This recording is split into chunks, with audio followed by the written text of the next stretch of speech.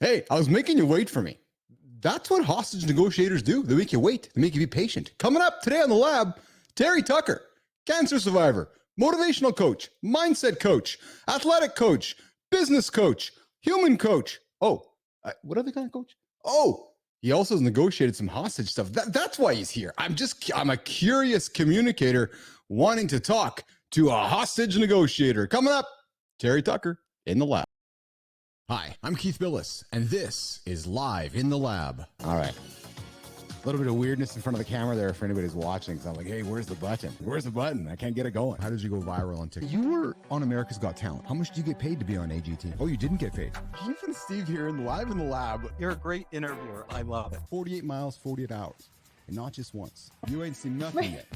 I hit 50 last time, and I'm like, yeah, things are a little different than they were 10 years ago. So trust me, things are the key. You have no time for the BS that much of society seems to put on the table. Why is that? What you're talking about is real right now. There's just no bullshit here, but it's just real. We brought you in with some Marley. I said, Joseph, let's talk music for a second. We said, Keith, oldies, 60s, 70s, and 80s. I've never talked to a sir before. Why are you a sir? In many ways, we're the same story.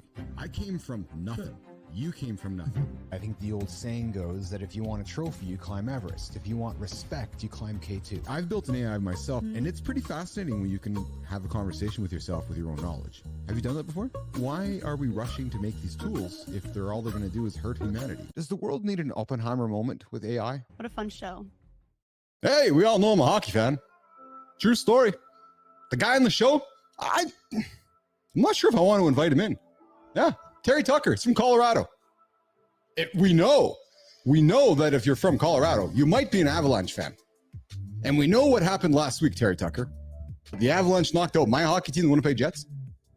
So I'm struggling a little bit with my emotions. I'm wondering how this whole conversation is going to go. Terry is a cancer survivor. Yep. Terry also, he might have talked to some bad guys. Yeah, he talks to bad guys. He used to talk to bad guys for a living. He'd get bad guys to do not bad things. True. Hostage negotiator. Truthfully, that's what really struck the chord when I invited him into the lab today. We are all about inviting interesting humans for interesting conversations. You all have a story to tell. I know you all have a story to tell. Some of you don't even know it. So I would invite you to write your words down. Write your past down. Write down what you've accomplished. Within those words, you might recognize at home, I got an interesting story to tell. Because I bet you do. So I'm excited today to talk with Terry Tucker. He's got a story. He might have a few stories to tell. Excited to have that conversation with Terry coming up. And I'm not sure if we'll get into hockey and so forth, but so from Colorado, that's what that is. And that's how that goes. Hey, if you missed the morning show this morning, Terry Tucker, we have a morning show. We go Monday to Friday. I tell everybody because I'm just trying to drive ratings up. We are creating a behemoth here in the business athlete. You know what a behemoth is? Hey, maybe that's what the new hockey team in Salt Lake City should be named. The Salt Lake Behemoths. Anyways, we talked this morning about ADHD. Not that I have ADHD. No, I sometimes wonder whether I do. So, what were we talking about again? I do think that I have some neurodiversity in me. And this is not to make fun of it at all, frankly. No. If anything, this show, these conversations I have been privileged to have with so many incredible human beings around the planet has, if anything, enlightened me to the fact of how different, how unique, yet how similar we are as human beings. And I'm sure, as a matter of fact, I'm willing to bet Terry Tucker would concur with that. Because I suspect when you get into a situation with a human being, you speak with them, you listen to what they have to say. And then after a while, you probably put them into a compartment or into a bucket or into a category. You're like, oh yeah, this person's like that person. This person might be motivated by this. And I have to tell you, nation, I absolutely have to tell you, I have been experiencing that. Oh, what's going on here? Looks like we're having some problems on LinkedIn. It looks so, we're going to get this figured out. It's as if there's an ADHD again, just kicking in and losing the brain thought. What the hell? I just completely lost track. I'm distracted by the technical difficulties happening right now. I'm not sure why we're not streaming into the platform, but we will figure that out. I'm going to do that in here in a second. Boom, boom. Why don't we do this? Why don't we invite Terry Tucker to the stage? Oh, I know what I was saying. Hostage negotiators, communicating. speaking to different human beings. I suspect, because here's what I've encountered myself in the lab. I've talked to a few hundred people since the show has started. And yet I find when I reflect on all these awesome guests, the similarities yet the differences. The buttons to push, doors to open, the words to use. It's about communication, isn't it? It's about mindset, right? So why don't we, I'm a little frazzled. True story. What's shaking Thomas Williams? I think you frazzled me this morning. That neurodiversity coming in here. Okay, let's do some Terry Tucker. What's going on, Terry Tucker? Keith, how you doing? It's great to be here. Thanks for having me. I'm looking forward to talking with you. 100% great to have you here as well, even though you're from Colorado. That's okay. I didn't get a reaction from you in the green room, so I'm suspecting you might not be the biggest Avalanche fan. I am. As a matter of fact, my wife is from Minnesota. My brother-in-laws were both here last week, and it was wall-to-wall hockey. So, yeah, big North Dakota. They used to be called the Fighting Sioux, but the NCAA didn't like that. So, yeah, they're huge North Dakota fans. They actually went to the Frozen Four, watched the University of Denver win the NCAA tournament. Yeah. So before we get into it, do you have any opinions, or do you have any points of view, or do you have any punditry, Mr. Tucker, on your beloved Avalanche going to the Stanley Cup Finals this year? Because I will tell you, I witnessed the debacle against my hockey team here. And I said to my wife, I said to my son, I'm like, ooh, they're on their way. They're going to make a run. They are going to make a run to the finals. I would love to hear a local perspective. Yeah, they're good. And they play as a team, like the Nuggets play as a team, although I'm not sure the Nuggets are going to win it again this year in basketball. But that's, I think, what's fun about the Avalanche. I grew up in Chicago, so in all honesty, I'm more of a Blackhawks fan. There you go. Yeah. Okay. Yes. Yes. I am an Avalanche fan. So we used to say you went to the hockey game, or you went to the fights and a hockey game broke out kind of thing. That's the way when I was growing up, hockey used to be, and we loved it. We absolutely loved it. So I think the Avalanche will go to the finals this year. Yeah, I can't argue with you. Making a prediction here, 9 minutes into the show with Terry Tucker, Avalanche are going to the finals in the 2024 Stanley Cup Finals. Listen, their path is, they're more than likely going to beat Dallas, I'm going to suspect, and they're going to either face Edmonton or Vancouver. I'm going to bet on Edmonton probably. And then I think in a 5-6, it's going to be a 7-game series, but I suspect Colorado will beat. It just seems inevitable to me, the path that they're on and the way that they're playing hockey right now. But anyways, Terry, we are not here to talk hockey. We are here to talk about you. We're here to talk about your journey.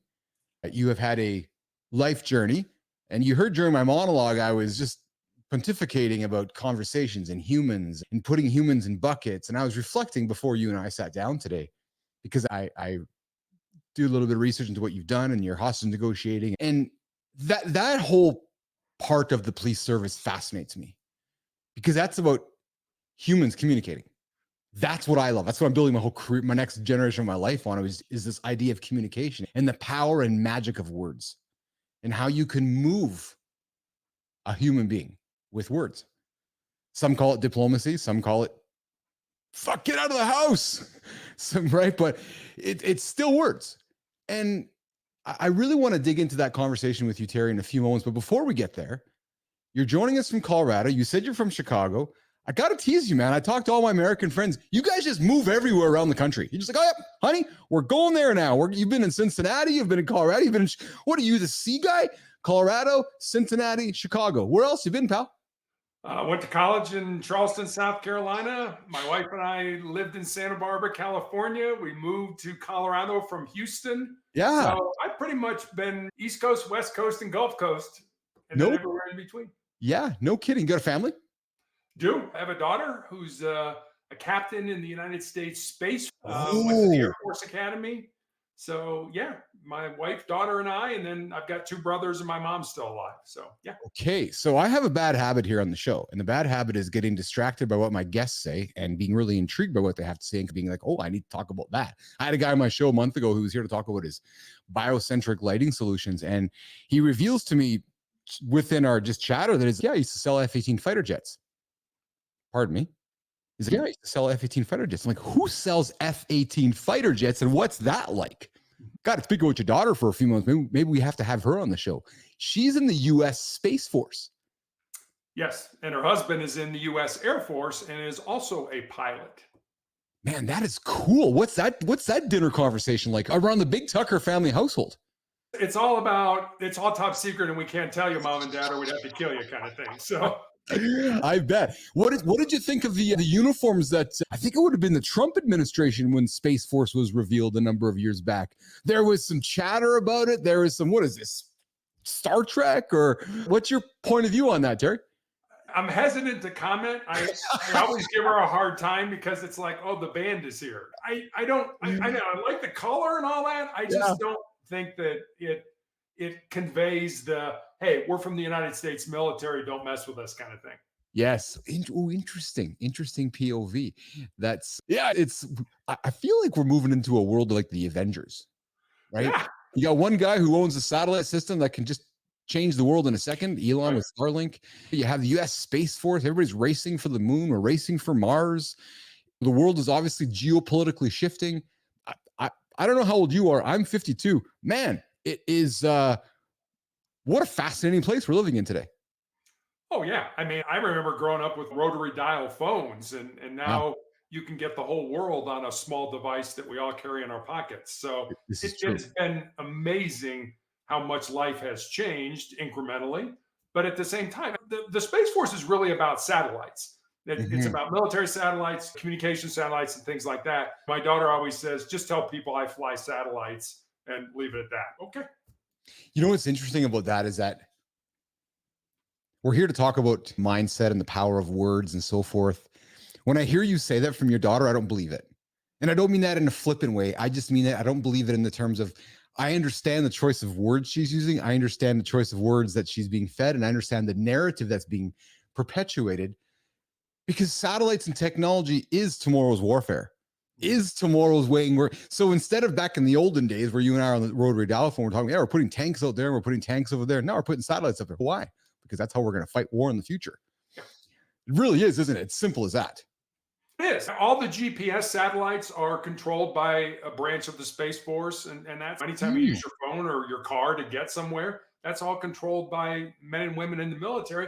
And many of them are incredibly young and have access and billion-dollar equipment that these young people are trained to operate. I am in awe every time I see what they do. I love hearing that, because that just gets my brain going too. If I may ask, how old is your daughter? 28.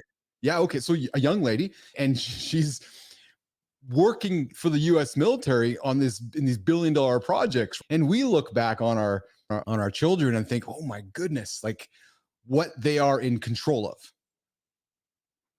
Yeah, billions of dollars of equipment, and not just in the Space Force, in the Army, in the Marines, in the Navy, in the Air Force. Every one of them. You've got 18, 19-year-old young men and women that young people get such a bad rap these days. These are people that are, granted, there's a quid pro quo. You do this, I'll give you money to go to college and things like that. Absolutely. But these young people are committed to the defense of our country. And every time I hear about how negative the young people are, yeah, there's a lot of negativity. There's also a lot of positivity, a lot of young people doing really great things. Yes. I guess the good news is with the US, Terry, is that you guys are quite balanced, right? You have a great group of young humans managing the Space Force. Then you have a couple old guys running the country, a couple 100-year-old guys, just like, hey, so you're 100, I'm 99, and we're going to see who's going to race. Your country being run by 50-year-olds. It's perfect. There you go. Yeah, that's one thing that I always wonder. We're the United States of America, the greatest country in the world, and we just don't seem to have leadership anymore. We have it in the military in a lot of ways. We have it in other places, but politically, it just seems to be about a power grab. I want this. I want to stay in power. I want money. I want to do that. Wait a minute. I don't think our founding fathers ever thought that politician was an occupation. It was something that you did for a short period of time to advance the country, and then you went back to doing whatever it is you did for a living. And now you've got people that are 30, 35, 40, 50 years in politics. I don't think that's what our founding fathers ever thought of. We need young blood. We need new ideas that want to help the country, not line your own pockets. I think what's interesting about this, and so I'm here in Canada, of course, I question whether the US is the great country in the world as it once was. And I think Americans do. The world questions. The world wonders what is America's position in the world today? Because it's not what it was when you and I grew up. It's not the superpower that it once was. It is in many ways, America's lost. And some of us, and I'll put myself in the bucket, are maybe asking for yesterday. And I'm not saying that a negative, positive, just making an observation saying, hey, I wonder, but yesterday's never coming back. So now we're looking toward what's the future look like? And it's not NAFTA. It's not these legacy structures. When you talk about we need young leadership, my country too, for Christ's sakes, as well as the US, you wonder how either a progressive that leadership will be, or you wonder how far the opposite it will not be progressive. I would agree. I still think we are the greatest country. You can be anything you want to be in this country. You've just got to work hard to get it. Nobody's going to give it to you. Nobody's going to come to your aid. And that seems to be where we break down. It's everybody wants something. It's what's in it for me. And I've always said that I've seen so many people that feel like they're born empty, and that their goal in life, once they get out of school and get into life, whatever that looks like for them, is to fill their empty self up. I want to have the best job and drive the nicest car and live in the greatest house and have the most gadgets and gizmos, or gadgets and gizmos. Sorry. I really haven't drank before the show. Gadgets and gizmos. And honestly, Keith, what I found is it's just the opposite. Yeah. We're not born empty. We're born full. So our job in life, and I think when you realize this, our job in life should not be to fill ourselves up. Our job in life should be to empty ourselves out with our unique gifts and talents, certainly for the betterment of ourselves, but also for the betterment of our families, of our friends, of our communities, and of our countries. And when you look at it as it's not what I can get, it's what I can give, all of a sudden life turns around. Oh man, isn't that so? This week, it's this week. Those words seem quite pretty succinct to me, because it just seems like the conversations I'm having this week, a lot of people want to have shortcuts. I'm like, no, there is no shortcuts. Life is not a shortcut. Life is hard, right? And you got to put the work in. You got to put the time in. Whether it's to fill the cup or empty the cup, you still got to put the time in. And there is no shortcuts. Yet people still are looking for shortcuts every single day. And it's just been that week of, come on, man, you got to show up and put the work in, Terry. You do. And Carol Lawson, the women's basketball coach at Duke University here, has it's on YouTube. She talks about everything. Everybody thinks if I do this, it's going to get easier. It's going to get easier. It's going to get easier. And basically her thing is life never gets easier. No. You just handle hard better. And that's what it is. Life is never going to get easier. I can't wait till I get out of college. It's going to be easier. I can't wait till I get my first job. It's going to be easier. It's not going to be easier. It's going to get harder. But if you learn the lessons you're supposed to learn, then you'll be able to handle that hard better. And I love that quote. I love you should go on and YouTube it, because it's an amazing talk that she gives to her team. And it's just, we handle hard better if we learn the lessons we're supposed to learn along the way. Then you would be a fellow who learned much of those lessons. Terry, you battled cancer for 12 years. Am I correct? Yeah. Still battling. Wow. So you are one to sit in front of the camera and the microphone to talk about battling and hard and these metaphors we're speaking about right now. What has this journey been like? How has it framed you? How has it helped you speak with others about the mindset coaching business you do and so forth? And let's talk about the effects of the last 12 years of cancer on your life, Terry. Yeah, I have been most of my life a physical person. I went to college on a basketball scholarship. I was in the police force. I was on the SWAT team. So I've been doing physical things my entire life. And then in 2018, as part of my cancer journey, my foot was amputated. And then in the middle of the COVID pandemic, my leg was amputated. And I still have tumors in my lungs that I'm dealing with. And so when you can't do what you're good at, you do what's important. And I think cancer's taught me a lot, but it's taught me two really important things. Number one, I don't think you really know yourself until you've been tested by some form of adversity in your life. And secondly, I think, and this is going to sound weird, cancer's made me a better person.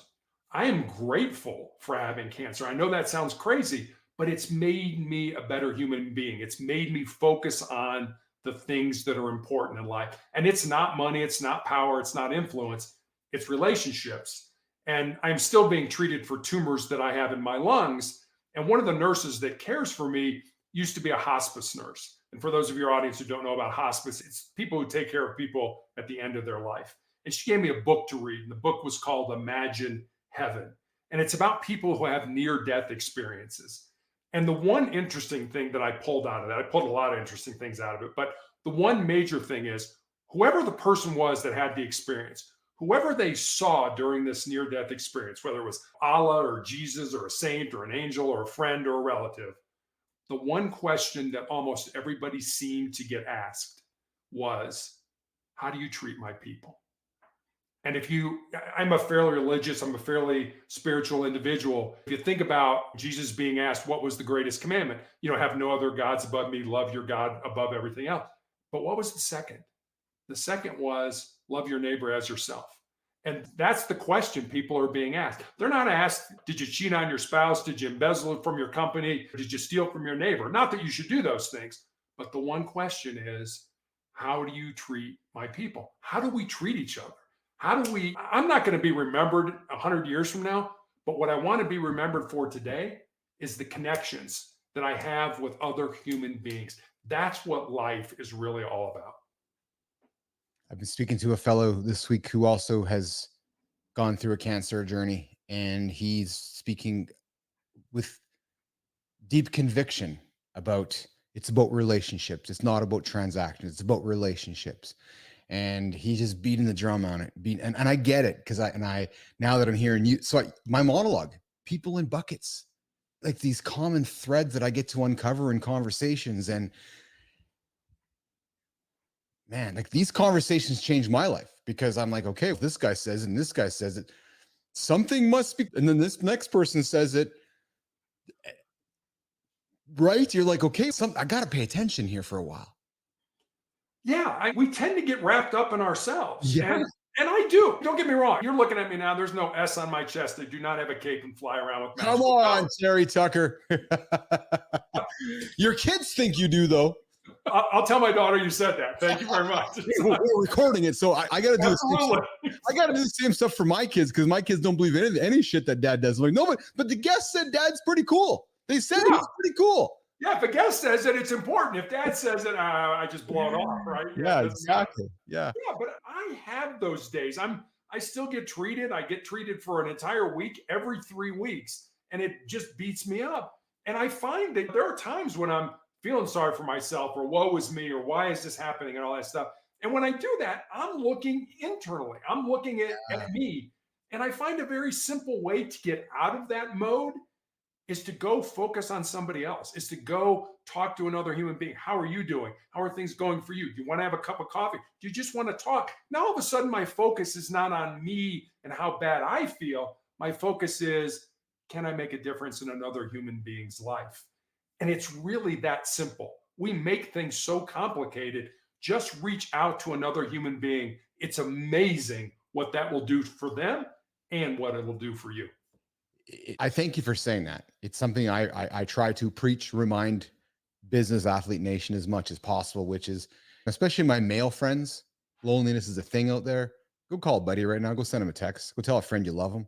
And then don't get all worried about the emotional part. No, tell him you love him, because days and weeks are going to go by and you're never going to tell that person you love them. Just do it. So if you're listening to this episode right now, you listen to Terry, you listen to Keith, just pause and just go send somebody a text, because we often, no, not often. We more than likely never do, Terry. So I'm inviting you guys just to connect with another human on behalf of Terry right now, Terry and Keith. But Terry, so this is where I get paid the big bucks to ask these kinds of questions. I'm not making any money. You split it with me? Yeah, exactly. But these are the kind of questions that I think my audience wants me to ask. And these are the kind of questions that I have to ask, because I've never spoken with somebody like this. But I would like you to take me, if you're comfortable taking me through that moment when you're not feeling well. You say something to your wife, maybe you're scared, maybe you're looking in your own mirror back in 2018. Maybe you were reluctant for a long time before you went to the doctor, because there's that old saying where, what is it? Ignorance is bliss. You're a police officer, tough guy, athletes, father, children. It's 2018. Something's not right with you. Go to the doctor. How did you digest that moment? So actually, it was 2012. I was a high school girls basketball coach when we were living in Texas.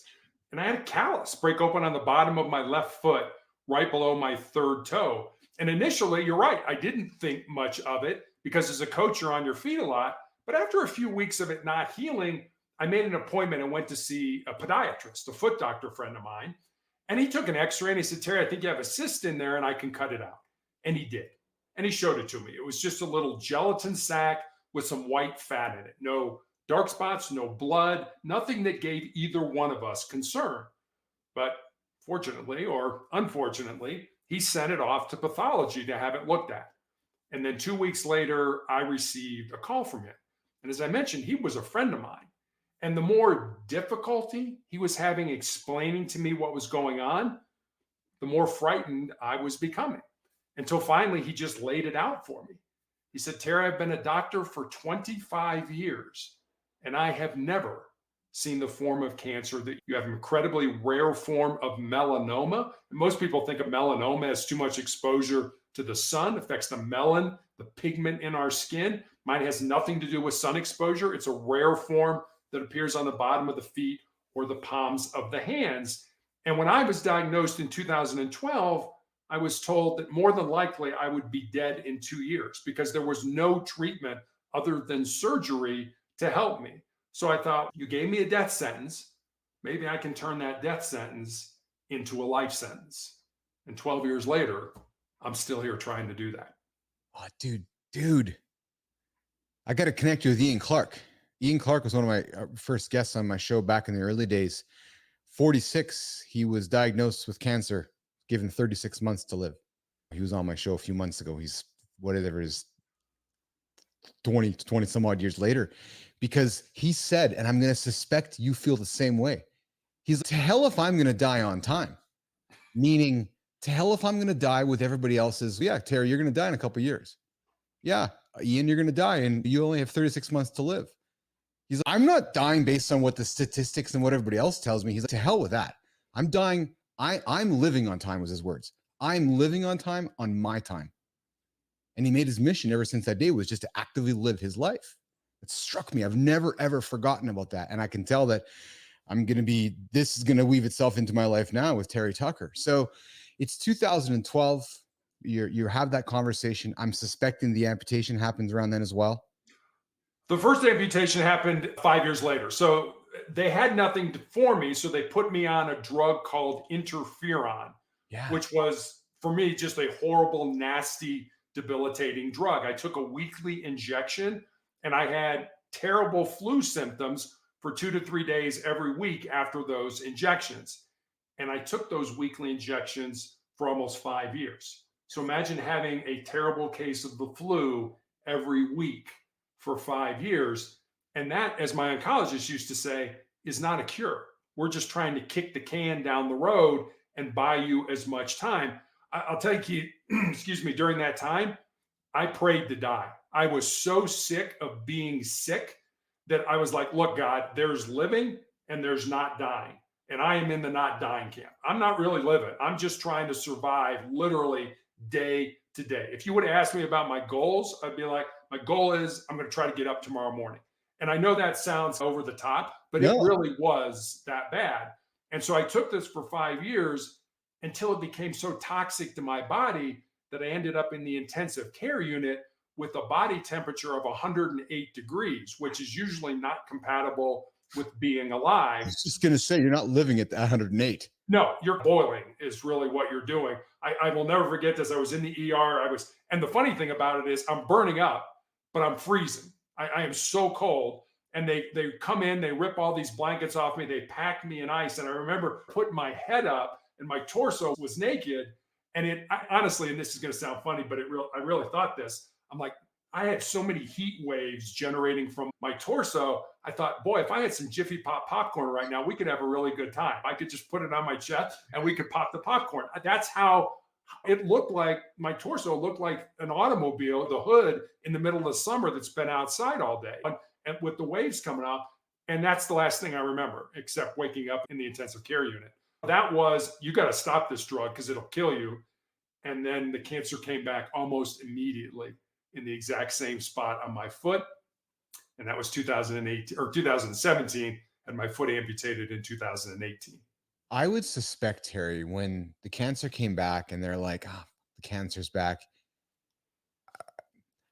I want to be respectful of the situation, but I think Don't be respectful. I joke about it all the time.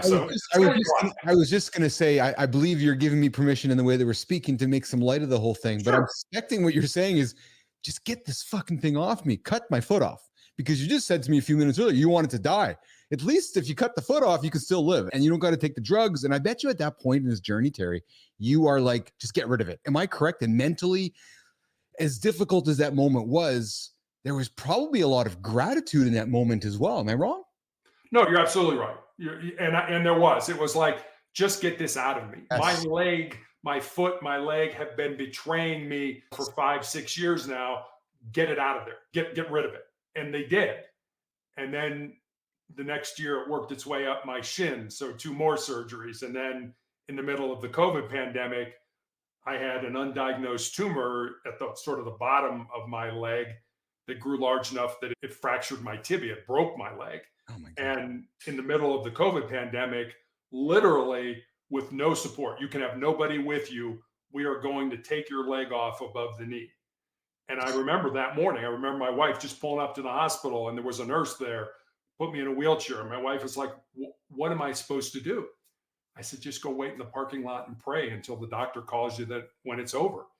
And being wheeled back to this large cavernous pre-op area that's divided into 30 different bays, all designed to prep people for surgeries.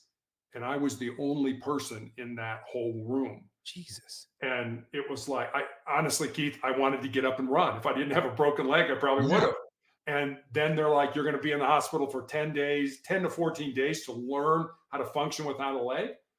They sent me home after 48 hours because of COVID. I'm like, I just had my leg cut off. They're like, yeah, get out of here.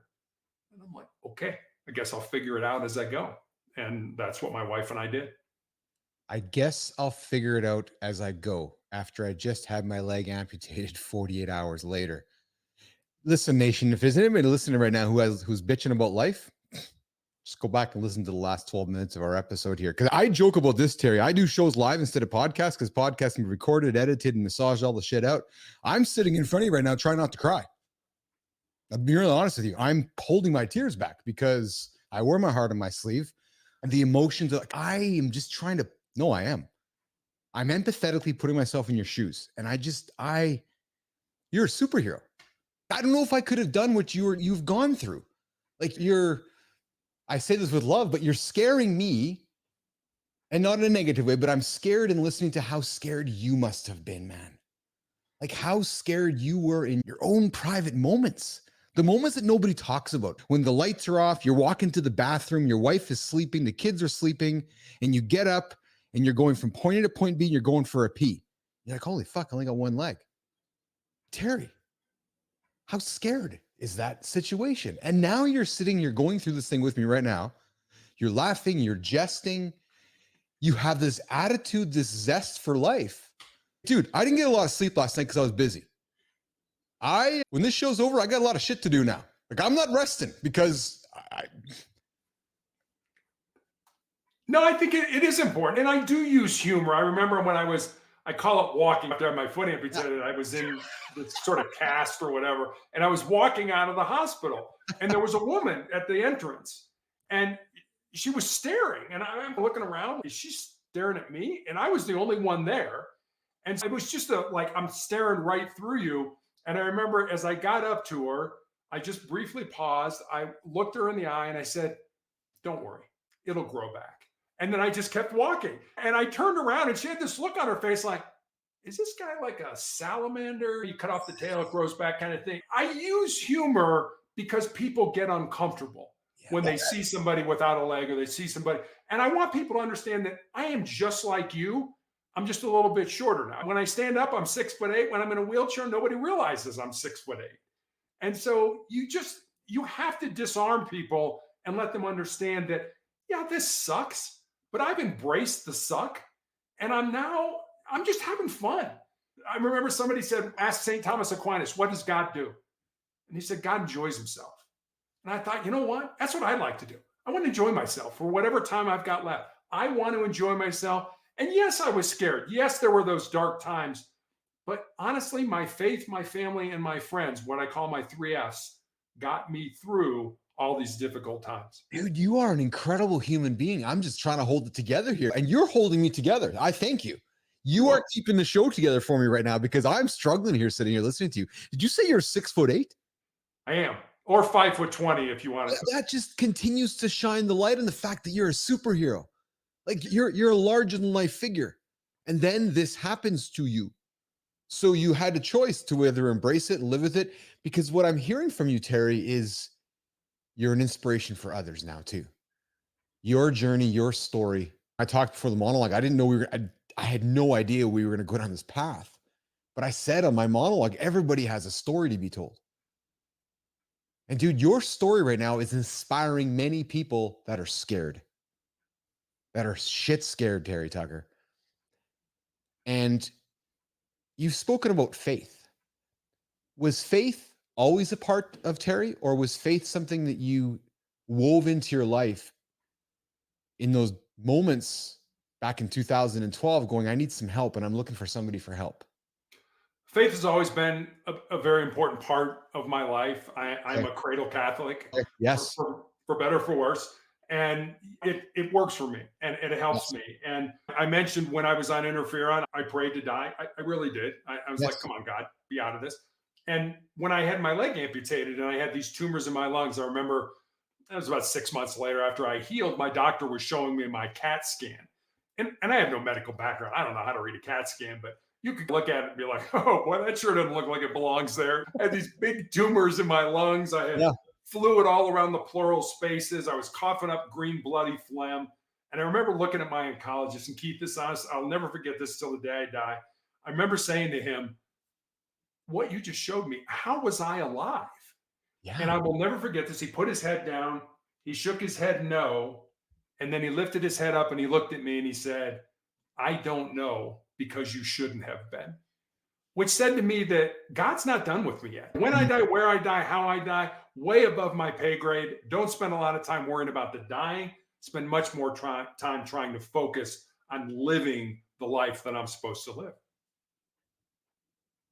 And that's exactly it, isn't it? Focus my life on living the life I'm supposed to live instead of worrying about what's inevitably going to happen. Because when I go to the doctors, they keep telling me I'm going to die. They keep telling me I'm going to die. You're like, no, to hell with that. I'm going home to live. That's basically what you said, wasn't it, Terry? And you walked out of the hospital and you said to the lady, yeah, it'll grow back. I'm going to live now. See ya. I'm going to play basketball. Like that's what I'm getting from you with that attitude, right? Which is I'm going to get my ball. I'm going to the hoops. When the good Lord above us says it's time to go, I'm not dunking the basket and I'm done. Am I paraphrasing you correctly? And that's just it. I think the doctors are like Vegas. Yeah. They play the odds. They say, literally, for a guy this age with this stage of cancer, you're going to live X. But what the doctors don't know, they don't know your heart. They don't know your mind. They don't know your soul. They don't know that you want to see your daughter graduate from high school. You want to walk your daughter down the aisle. You want to see your grandchild born. They don't know that. They don't know the result. And those things are so much more powerful than your body is. So using your mind, using your spirit, using your heart, I can promise you, just like the friend you mentioned a minute ago talked about his life, I'm going to die on my terms. That's exactly the way I feel. Worrying about dying, there's not a thing I can do about it. I cannot add one extra moment to my life by worrying about dying. I'm going to die. I should be dead, but I'm not. And so God's not done with me yet. What he wants me to do is to keep going, to keep trying to make a difference in people's lives. And when he wants me, here I am, Lord, take me away. Terry, you're inspiring. When you're sitting and talking with your daughter's friends and our 30-year-old friends that are listening to the show and 30 and 40-year-old friends, is the message as simple to them that you just said to me, which is go and live because you're going to die anyways? And because that sounds so, excuse me, it sounds so cliche. And somebody who's in their 30s or your daughter, late 20s, they're not thinking about where you are at and where I am on my way towards. How do you offer, not advice, but how do you offer somebody who's maybe just struggling or going through the motions in life What's the message you give them, Terry? It's not about living, it's about serving. And I remember there's a story, most of us remember Fred Rogers, Mr. Rogers from Oh, Mr. yes. Rogers' Neighborhood. Yes. Yes. Educated so many people on public television, including me. In Yes. 2003, when Fred Rogers died, his family was going through his effects and they found his wallet.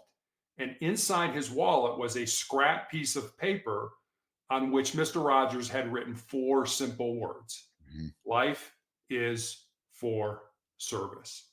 Yeah. Life is about helping other people. It's not about helping you. It's not about filling you up. It's about using your unique gifts and talents to make the world a better place.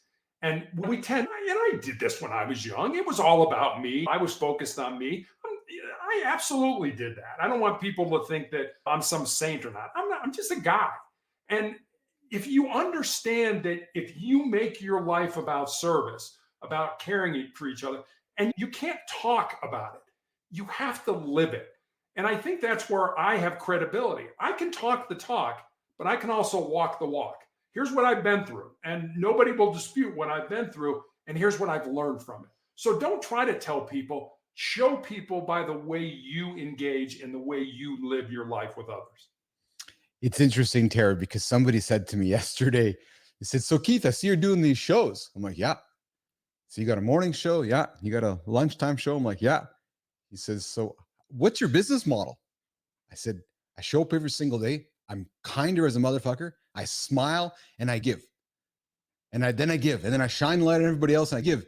Because I believe, Terry, that if I keep giving, eventually it's going to come back for me. And I had a guy on my show on Monday, Brandon Barnum. He's made millions of dollars by giving, by being a referral expert. And he's like, "Keith, everybody's got it wrong, man." Because the more that people are like, "I want to make a lot of cash." He says, "But everybody doesn't realize that the more you give away for free, the more cash you're going to make." Yep. He says, "But nobody understands that whole part." He goes, "It's the simplest thing." So when I hear you say about service, and I'm sure Fred Rogers probably wasn't a broke fellow. He probably made a few bucks in his career. Oh, yeah. Right. Came from a wealthy family. Yeah. Let's just think about that. So give, and I know we got to pay the bills, nation. I get that. I know Visa is saying, "Hey, I need to get the bills paid." I understand that. I've been there. I'm there. I get it. But if you can find the balance of just giving first and then receiving second, oh my God, is it ever fulfilling? And then money actually happens, because I'm seeing it happen. Be like, "Oh yeah, you're really kind. Can we work with you?" "Sure." "You keep shining light on everybody else. Can we work with you?" "Sure." "I haven't done anything." "No, but you're just really kind and you're always shining light on other people. You seem like you're servicing everybody." "Yeah, that's what we're doing." So I'm having some fun with it, but because you're speaking about it from your place right now, I'm relating it back to even business with people. Give, cut the extra potato to make those fries a little bigger on the plate. You get a happier customer, value everywhere. The customer comes back. That extra potato, the extra minute. Yeah. Give. And just a smile. Yeah. When I was a hostage negotiator, that was one of the first things they said. You're blocks away talking on the phone to somebody and they're like, "Smile." Like, why the hell do I need to smile? The guy can't see me. No, that smile comes through on the other end of the phone. And that's back to connecting with other human beings. Just smile at somebody. It forces those oh gosh, I just totally see. This is what happens when you get old. Words go right out of your head. Those neurons in your brain, Yes. when you smile at somebody, Yes. it forces them, they'll smile back at you. Yes. It's uncontrollable. Yes. So just smile at people. So I've spent 47 minutes with you, and I just want to be respectful of your time. Do you have a little extra time to go into overtime? Absolutely. Okay, good. Yeah, you're living life. You're not dying yet. I'm good. You got lots of time to live. That's right. I forgot. Let's go into, because I want to get into hostage negotiating with you. Now that I've spent 47 minutes speaking with you, it's clear to me why you were successful. I'm going to assume you were successful in that part of your career. You're a great communicator, but you smile when you speak, and you speak from your heart. Speak about that to people that struggle with communicating, and the power of smiling when you speak, and how you worked your attitude into communicating with strangers down the road you never knew, bad guys, bad girls. And you're like, "No, I got it. I'll take care of it. I'm just going to talk to them nicely." Because I believe myself in the power of words, the power of diplomacy, the power of getting a human being to do something, and not in a nefarious way, but through the power of words, communicating. Terry, talk about that with me. Yeah. And I think one of the things, like, we would start out with, "Hi, I'm Terry." That's how we would start out. We wouldn't Yes. start out with, "Hi, I'm Officer Tucker," or "I'm Sergeant Tucker," or whatever. It was, Yes. "Hi, I'm Terry. What do you want me to call you?" What's your name? I don't want you to know my name. Okay, what do you want me to call you? And what really, the first thing you want to do is what we used to call tactical empathy. In other words, Mhm. help me to understand where you're coming from. Not necessarily agree with you. If I'm talking to a guy who just murdered 3 people, I'm not going to be like, Yeah. oh, yeah, you should have done that. No, but it's help me to understand where you're coming from because empathy builds trust and Mhm. trust allows you to change behavior. So that was one thing we did. But let me go back because I remember when I first started, we were given a formula, and the formula was 73855. And it has to do with how we communicate with each other as humans, not just police and that kind of thing, but you and me. 7% are the words that we use. And think how many times we say something that's, oh, did I say the right thing? Or I should have said this. Or that's only 7% of how you communicate a message are the actual words you use.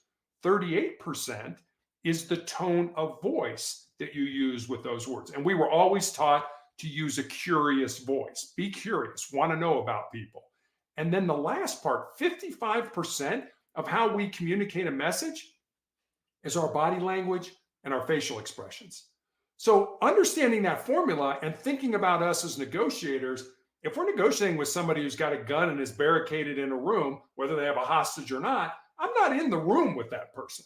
So, we didn't have the luxury of that 55% of me saying something and be able to see the person roll their eyes and be like, oh, what an idiot. I can't believe he said that to me. So we had to figure things out, certainly based on what people were saying, but also what they weren't saying and how they were saying it. And so that was empathy, was how we started. We would use open ended questions. We would use how and what questions. We stayed away from why questions Mhm. because why sounds accusatory. Well, Mhm. Keith, why did you do that? Oh, wait a minute. Is he saying I shouldn't have done that? I can get to the same information by saying, Keith, what got us to this point? I can get the same information using a softer question. Oh, that's brilliant. What did you love about that role, Terry? And what did you hate about it? The thing I hated about it is you're trying to develop trust and trust any relationship, husband, wife, boyfriend, girlfriend, parent, child. Trust is the overarching theme of any good relationship. Yes. And I'm trying to develop trust with an individual that many times I had no idea why we were there. I had no idea what started this, why this person took hostages or barricaded themselves in a room with a weapon. And also somebody I've never met in my life. And think about how difficult it is to develop trust with somebody that you know, that you're with, that you can ask questions of. So we never lied to people. People would say to us, hey, I'll come out, but you got to promise me that I'm not going to go to jail. And we would have to say, I'm sorry, but when you do come out, you are going to go to jail. And then we would try to deflect the conversation to something more palatable. And the reason we never lied, and this happened several times, is because there was a very good chance a year from now, 2 years from now, 3 years from now, we would be right back negotiating with that person again because the underlying problem, maybe it was their mother, was still there and still nagging them and still giving them a hard time. And so we're right back negotiating. And if they ever felt, hey, Tucker, the last time I talked to you, you lied to me, Yes. credibility's gone. You got to bring in another negotiator to talk to them because I've lost the trust with that individual.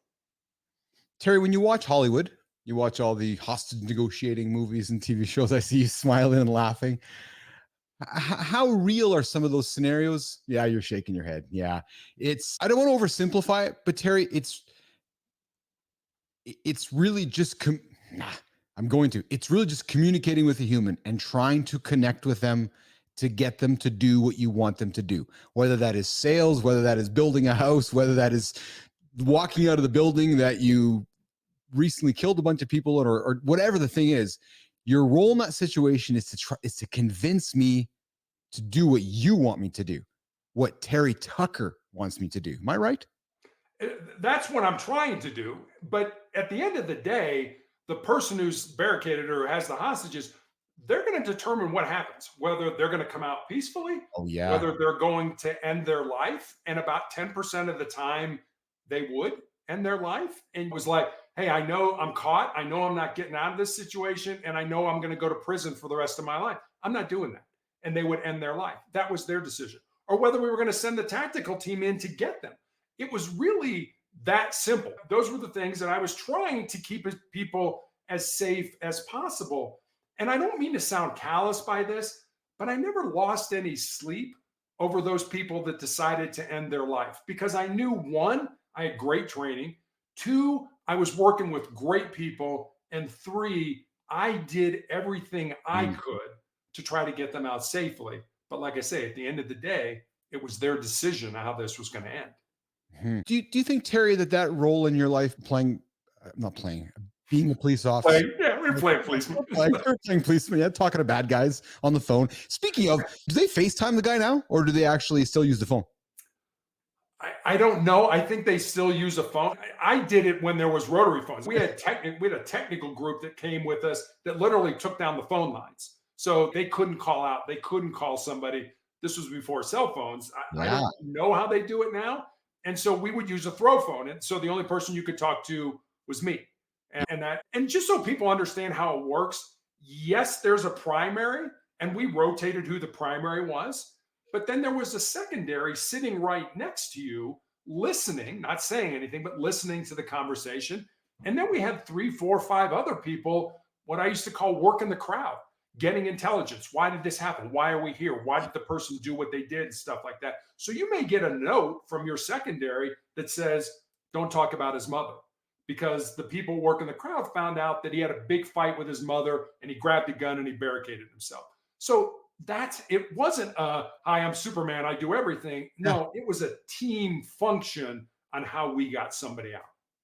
Terry, did that part of your life prepare you for the cancer journey you're on? I don't think it hurt at all. How to communicate with people, how to smile, how to make them feel at ease in a situation that this guy's in a wheelchair, he doesn't have a leg. Ooh, it's uncomfortable. But hey, I'll tell you a joke, or I have all my nurses who take care of me. I have so many dad jokes. That's what I'm known for. Terry's gonna, what's your dad? Oh, Terry, that's stupid. But they all laugh. But it's that relationship part. It taught me the power of communication, and it taught me the power of caring about another human being who may have done something incredibly deplorable or despicable, but you had to put that aside because your job was to try to get that person out safely. Because at the end of the day, no matter how despicable you were, how horrible you were, there was probably somebody somewhere in the world that loved you. And I always remembered that. I always tried to make that the way it was. And if I could get you out, I wanted to. I wanted you to come out. I never wanted it to end where we had to go in and get you or you ended your life. But like I said, about 90% of the time, we were successful at doing that.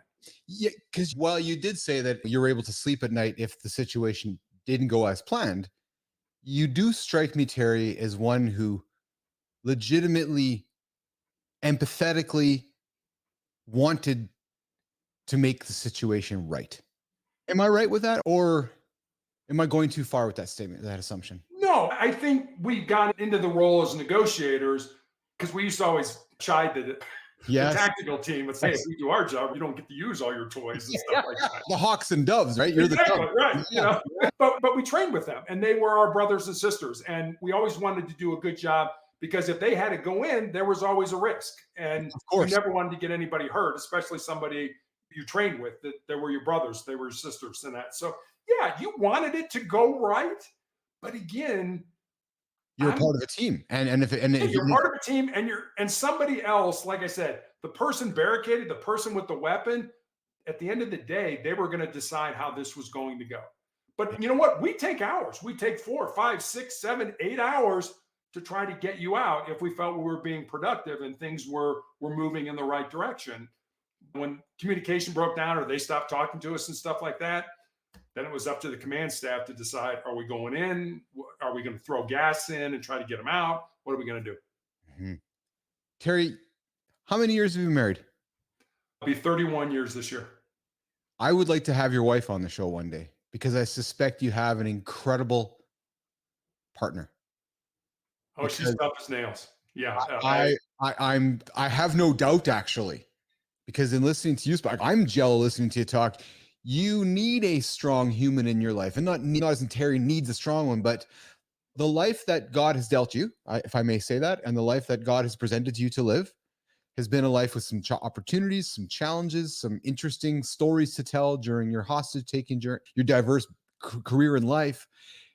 You've had to have a special person next to you to support you, to enable you, to empower you. But I also have to say that you probably equally tried to give as much to her because of the support and unconditional support she's given you over the years.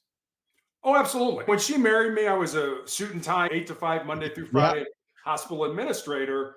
And I went to her and I look, I want to make this pivot in my life at 37 years old and be a police officer and work nights and be on SWAT and be an undercover drug negotiator, investigator and stuff like that. Will you support me? Yeah. And she was like, yes, I will support you. I will go for that. She will also tell you that every Sunday night, practically, we would sit down. She'd make a nice meal for the family. We'd be at the table and the pager would go off and there would be a call up somewhere. And I'd be like, I got to go. I'm sorry. I know you've done this. But at the same time, I got out of law enforcement after 10 years because she's always been the primary breadwinner and she lost her job. We were in Cincinnati. I was on the Cincinnati Police Department and we moved to Texas. And I'm like, okay, I will now support you in what you need to do for our family. It's always been about our family, not so much about us individually. That's, oh man, what a spectacular conversation we've had today. I'm speechless. I rarely am I speechless, Terry, but I'm speechless right now. I've thoroughly enjoyed this. In 2020, you wrote a book, Sustainable Excellence, 10 Principles to Leading Your Uncommon and Extraordinary Life. In 2024, you were featured author in the book Perspectives on Cancer, Stories of Healing, Hope, and Resilience. Now I got to crack a joke. Were you a best-selling author? No. Yes! I found it. So you got to go to LinkedIn. You got to go to my profile after the show here. And because I made a post yesterday, I'm looking for a worst-selling author. Because everybody who writes a book is a best-selling author. You're either New York Times or Amazon best-selling author. And yesterday I was like, I was going to be a little bit of a mood and I made a post and I was like, I'm looking for a worst-selling author. You'll go read it, you'll laugh. And because everybody I know is always a best-selling author. So when I saw this post and I didn't see you have like best-selling, I'm like, oh, maybe this is the time to ask the question. I've probably given more books away than I've actually sold. In all honesty, First of all, I never wanted to write a book. I never expected to. There's that old joke that says, when we talk to God, it's called prayer. When God talks to us, it's called schizophrenia. So God never told me to write a book. But I think what he did is put enough people in my path that started to say, you should write a book, you should write a book, you should write a book.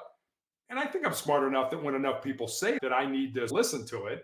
And so I did that. And really, Sustainable Excellence was born out of two conversations. One was with a former player that I had coached in high school. Yeah. He moved to the area in Colorado with a fiance where my wife and I live. And the four of us had dinner. And I remember saying to her after dinner that I was excited that she was living close and I could watch her find and live her purpose. In case she got real quiet. And then she looked at me and she said, Coach, what do you think my purpose is? And I said, I have absolutely no idea what your purpose is, but that's what your life should be about. Finding the reason you were put on the face of this earth. And there is a reason, using your unique gifts and talents and then living that reason. So that was one story. And then the other one was I had a young man reach out to me on social media and he said, what do you think are the most important things that I need to learn? Not to just be successful in my job or in business, but to be successful in life. And I didn't want to give him the get up early, work hard, help out. I didn't want to give him sort of the cliches that we all know. So I spent some time writing some notes and had these 10 thoughts, these 10 ideas, these 10 principles. And so I sent them to him. And then I stepped back and I was like, I got a life story that fits underneath that principle, or I know somebody whose life emulates this principle. So literally during the 4 to 5 month period where I was healing after I had my leg amputated, I sat down at the computer every day and I built stories, and they're real stories about real people underneath each of the principles. And that's how Sustainable Excellence came to be. Wow. Terry Tucker, you are nothing short of an inspiration. Like nothing short of it, because you are 7'8". Well, you only have one leg, so I guess what, you're 5'2", you said? 5'20". Well, yeah. But we shrink when we get older. I tell my kids all the time because my kids are all taller than me. I'm like, I'm 5 foot. I was 5'7". Apparently, I'm now just not even 5'6". I'm serious. My license is 5'7", but my kids are all 5'7" and they're taller than dad. I'm like, what the hell's going on here? So Terry, maybe there's something in the water. Well, it's funny because our daughter is almost 6'3" and cheers. actually went to the Air Force Academy to play basketball. So that's how she got in the military. So, Man. Terry Tucker, I want to find a way to thank you. I don't know, how can I be of service to you right now? Is there anything we haven't talked about? I could sit here and talk to you all afternoon. I have another appointment to get to in 25 minutes, but I would love to have you back. I would love to have you on the morning show. I would love to speak more with you. What more can I do for you? What kind of service can I do for you here in the lab in our show? Have we talked about everything that we need to talk about? Is there anything that you need the world to know about, plug, sell, anything that I want to help, man? the best way you can help me, in all honesty, if you're inclined, is to just pray for me and my family. That's all that matters. That's all I care about. Selling books and doing all that kind of stuff. If you're inclined to do that, I would appreciate a prayer from time to time. And especially for my family, I think they have the hardest part of this. If you do that, then as far as I'm concerned, I always say I've never been on a podcast that I shouldn't have been on. You and I are together for a reason. I think God put us together for a reason, whether it's because we needed each other, was because people out there needed to hear what we were talking about, whatever it is. There's a reason you and I connected, and I'm very grateful for it, and I appreciate the opportunity to be on your show. Oh man, I am full of gratitude for this. And may I offer something to you, Terry? Actually, I do have something for you. So a great guest of mine came through the lab a number of months ago and he taught me something. And I have hung on it forever. And I offer it up to, sorry, every guest. You don't get all this from me all the time. I offer it to special ones like Terry. Thank you. I take my vitamin C in the morning. I take my vitamin D, vitamin E, and I wake up, and certain days I take my vitamin G. And over the last hour, I have had nothing but gratitude, vitamin G, with my time spent with you. And I want to offer vitamin G back to you, Terry Tucker, because I'm grateful that I got to spend this last hour with you. I'm trying to hold it back. And I'm grateful that I'm a smarter human being 60 minutes later than how our conversations. I'm struggling with my words, man. You've had an effect on me, dude. You have. And this is as the greatest compliment, because I'm about human connection. What I'm doing, what we're doing right now, is what I'm striving to create in the lab. Human connections of conversation that people just don't have anymore. I don't feel like it. We're all just so used to drinking our own Kool-Aid. And then if we disagree with yourselves, we can't talk about it. And then we got to go piss each other off. I'm like, no, man, I want to hear about what scares you. I want to hear about the fear when you're trying to take a piss in the middle of the night with one leg off and you're like, oh my God, what the hell am I doing? That's what we need to talk about as humans, Terry. Man, am I ever grateful for you in my life today, dude. Thank you, Keith. Like I said, I really appreciate being on here. You and I were supposed to do it. I always think of things that happen in our lives have been waiting to happen since the beginning of time. Oh, man. Think about that. It's just amazing how important life really is. People say they get energy from me. And I'm just like, no, I'm just living my life. This is just me. Mm-hmm. The energy that I'm getting from you, man, I feel like dude, you are a superhero. I don't care I don't care if you don't agree with me. That's fine. We can agree to disagree, or we can agree to commit, but you are a superhero because I can feel it. I'm going to leave this call feeling like I can go fly right now. I have every reason and desire to go and live. And I'm so thankful. So thank you for that, Terry. You're welcome. I'm going to put you back in the green room. I'm going to say goodbye to Nation, and then I'm going to come and gratefully walk you out, okay? Sounds good. Okay, 1 sec. All right, Nation, there we go. Terry Tucker, this is a first today. I'm battling my emotion, and I'm not going to pretend it's not there. No, I'll tell you right now, as it was happening, I was saying to myself, do I hide it? Do I turn the camera on so nobody can see the emotion welling up my eyes and how I'm feeling? And it's not about being uncomfortable. And it's not about making Terry uncomfortable. No, it's just about being a human, connecting with another human and feeling the emotional connection of that experience. It's what it is. And that is what I'm trying to create here in the lab. So if you're tuning into this show late, or you're coming into it now and you're checking it out and you're wondering what the hell is going on, I invite you to listen to the last 60 minutes of this conversation with Terry Tucker. This may have been the most meaningful conversation I've had in my entire existence on this show. So I invite you to go back and listen to it. And go back and live your life. Trust me. I'm out of here. I'll see you guys. Yeah, I'll see you in the morning. I'm going to go and race Terry out of the room. I'm going to see if he can run faster than me. Two tall guys. Yeah, two tall motherfuckers, man. Terry's 6'8" with one leg, and I'm 5'7" with two legs. We'll see who's going to win. We'll see you guys then. Hey, Terry gave me permission to joke, so I'm joking about it. And I guess that's how we make uncomfortable situations comfortable. But I'm leaving with full of love, and I hope you guys are as well. We'll see you tomorrow, Nation. Mornings in the Live with myself, Nicole Bernard. We got a guest tomorrow for an hour. Tara, I think it's Tara. We'll see you guys tomorrow, okay? Ciao.